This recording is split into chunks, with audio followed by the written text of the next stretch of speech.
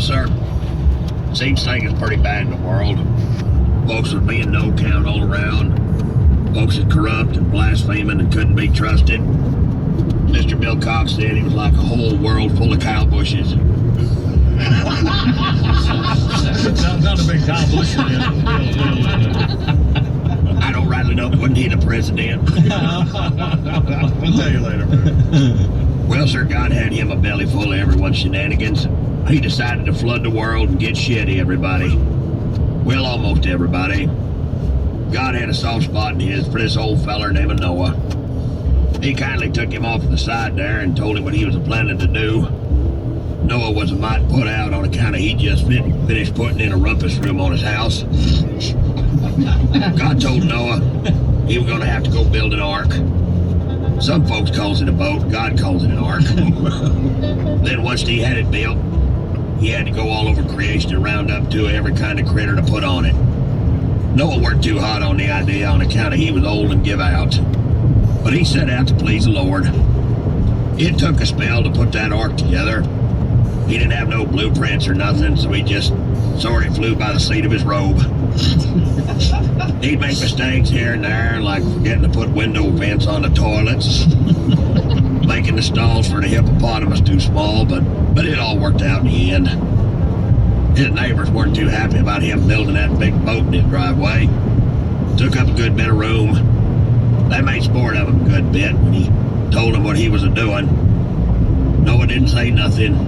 He knowed he'd be high and dry while the rest of them was bobbing in a drink, wishing they hadn't shamed themselves in the eyes of the Lord. Hard as it was to build the ark, it weren't nothing compared to all the critter wrangling he had to do. Some was easy, like turtles and dogs and whatnot.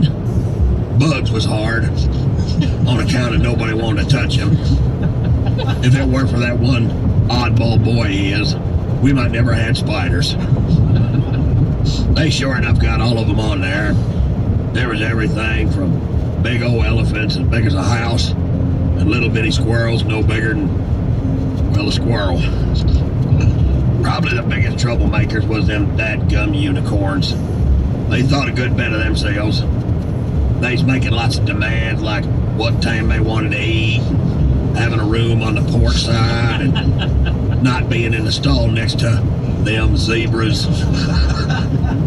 Well, sir, when everybody was settled in, old Noah closed the door and the rain started. Noah and Mrs. Noah and all the Noah boys and their wives, they come on board. It rained 40 days and 40 nights. Noah didn't know it, but he was the captain of the world's first cruise. Mr. Bill Cox said he was like that Captain Stubbin on the love boat. Except that his gopher was a real gopher. There was lots to do on the boat, feeding and keeping up with the critters. They drawed straws to see who cleaned the litter box for the lions and tigers and whatnot. They had time to horseplay a bit. They had giraffe races around the deck every Friday night. Every once in a while they'd have a basketball game where they all rode different critters around. They set up a pelican on each end of the court for the basket. They tried doing karaoke night a couple of times, but them dadgum unicorns getting a bad way with that hard liquor and they'd hog the microphone. It wasn't all bad. Noah, being a country boy, brought along his fishing poles. They figured as long as he was on a boat, he might as well put a line in the water.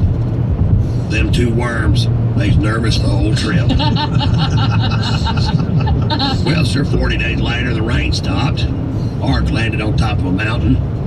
Water rolled back. Noah opened the door, and all them critters headed for the exit. Them unicorns pushed their way to the front to be the first ones out. Lord was pretty happy his plan come off like he made it. He told Noah and his kin that he's going to reward them with a barbecue. After all that time eating beans and fish and whatnot, Noah was ready for some red meat. The hard part was picking something to eat. He'd gotten kindly close to a lot of them critters, so he picked up a big rock and clobbered them unicorns. Killed them. And not one person hollered, "What you killing unicorns for? What you killing unicorns for?" They all knowed why. Moral of the story, just because you think you special, don't mean someone ain't wondering what you taste like with grilling sauce. The end. Storytime is brought to you by